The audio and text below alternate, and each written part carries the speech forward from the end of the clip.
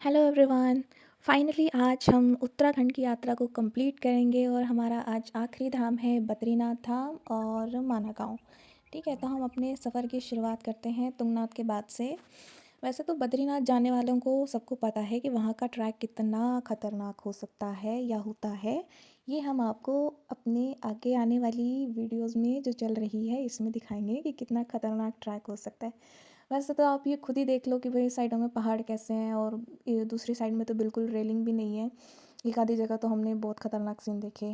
Finally हम पहुँचे जोशीमठ। जोशीमठ में बहुत तगड़ा जाम लगा हुआ था, तो हमने यहीं पे अपना कुकिंग टाइम शुरू किया और उसके बाद खाना वाना बना के फिर हम लोगों ने खाया। देन उसके बाद इधर उधर घूमे। यहाँ पे पानी के टैंक वगैरह भी थे, तो खाना वाना बना के हमने बर्तन वगैरह वहीं पे धो के फिर अपना ये हाथ मुंह धोया।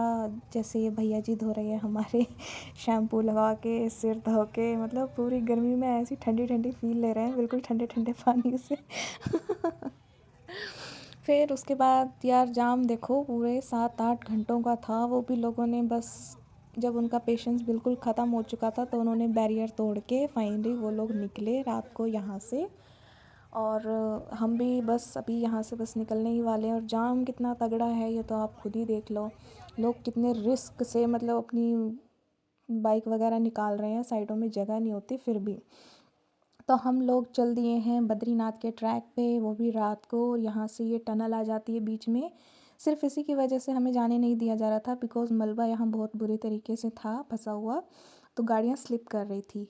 तो हमारे जो भैया जी ड्राइवर थे वो बेहद ही कमाल के ड्राइवर हैं, ये तो हमें पता लग गया।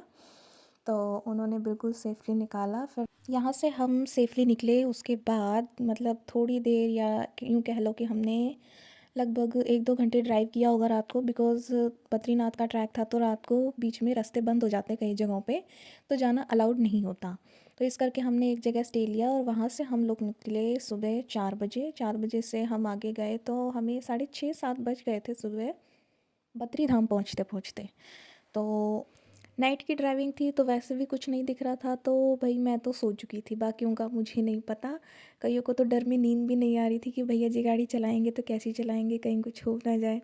सच में यार ये तो है एक मतलब थोड़ा पहाड़ों पे जाने का एक रिस्क भी पूरा होता है। जब तक आपका ड्राइवर बढ़िया ना हो ना मत जाओ, है ना। तो हमारे वाला तो भाई एकदम कमाल था। और उसके बाद हम दिखाते हैं आपको सुबह का नज़ारा बद्रीनाथ का। तो ये देखो कितनी कड़ाके की धुंध हो रही है, वो भी जुलाई वेदर में, वो भी बद्रीनाथ में। वाह, मतलब हमें तो कुछ भी नहीं दिख रहा था। फाइनली हम पहुँचे बद्रीनाथ। सबसे पहले हमने यहाँ गर्म पानी के कुंड में स्नान किया। उसके बाद हम पहुँचे धाम में। यहाँ से हमने बद्री धाम के दर्शन किए, ये देखो आप भी करो। और उसके बाद हम दर्शन करके आए। वैसे तो मैं कैमरा जल्दी से मंदिर में नहीं उठाती, कोई टोक ना दे इसी वजह से।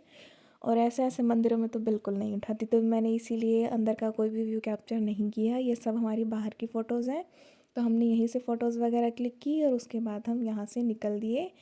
और उसके बाद सीधा पहुँचे हम लोग माना गाँव। और माना गाँव की हम आपको बहुत ही सुंदर सुंदर तस्वीरें दिखा के आपको बताएंगे कि ये है माना गाँव, बिकॉज़ मेरे पास उसकी एज सच कोई वीडियो नहीं है, तो आपको उसी से काम चलाना पड़ेगा। तो सबसे पहले है ये है माना विलेज का एक एंट्री बोर्ड कि ये भारत का सबसे प्रथम विलेज है माना गाँव। और उसके बाद हम आपको यहाँ के जो पहाड़ों का सुंदर नज़ारा है वो देखो आप, कितना सुंदर। मतलब वहाँ पे एक पहाड़ है, बहुत ही बड़ा पहाड़, मतलब ऐसे लगता है जैसे कि वो तिब्बतन पहाड़ नहीं होते लाइक चाइना। तो कहते हैं कि चाइना भी मतलब लगता बॉर्डर है वहाँ पे भी। और यहाँ पे हर शॉप पे यही लिखा होता है भारत की प्रथम चाय की दुकान, पकोड़े की दुकान, जो भी है। तो उस टाइम यहाँ कंस्ट्रक्शन का काम ऐसे ऐसे पत्थरों से होता है।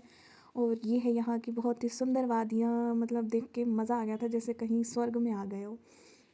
और ये देखो यहाँ पे छोटे छोटे घर दिखाई दे रहे हैं ना आपको, वाइट वाइट से, तो मतलब बहुत दूर का व्यू है ये। फ़ोटो में ऐसे लग रहा है जैसे कि बहुत पास है, और यूँ लग रहा था कि बिल्कुल बादलों में ही खड़े हैं हम। तो हमने वहाँ जाके एक वो है वेद व्यास जी का मंदिर है, भीम की गुफ़ा है, वो सॉरी भीम पुल है, गणेश जी का मंदिर है, सब कुछ है वहाँ पे। और मेनली तो बस कहते हैं कि भाई वेद व्यास जी ने वहाँ पे वो महाभारत लिखी थी, लिखी गणेश जी ने थी, वेद व्यास जी उसे मौखिक रूप से बता रहे थे, ऐसा कुछ था। तो ये है यहाँ का माना गाँव विलेज का व्यू। सबसे ख़ास चीज़ है यहाँ पे सरस्वती रिवर, जो आपको पूरे इंडिया में कहीं नहीं मिलेगी, सिर्फ आपको इसका नज़ारा माना गाँव में ही देखने को मिलेगा। और लिटरली यहाँ पे सरस्वती नदी की जो आवाज़ है वो बहुत बहुत बहुत ज़्यादा है। मतलब सिर्फ वहाँ पे आपको इस नदी की आवाज़ सुनाई देगी। हम आपस में बात भी करेंगे ना तो हमें कुछ नहीं सुनाई देगा। और ये है यहाँ का मेन स्वर्ग द्वार, जो कि पांडवों ने मतलब यहीं से स्वर्ग गए थे। तो आगे उनकी एक दो मूर्तियाँ भी बनी हुई है, जो जो जिन्होंने स्वर्ग को, इस गेट को पार किया था। तो ऐसे ऐसे है। तो मैं बस ज़्यादा आगे नहीं गई थी। इसके आगे एक वो झरना है, वसुधारा करके झरना हो, पर हम वहाँ नहीं गए थे, तो हम यहीं से वापस आ गए थे।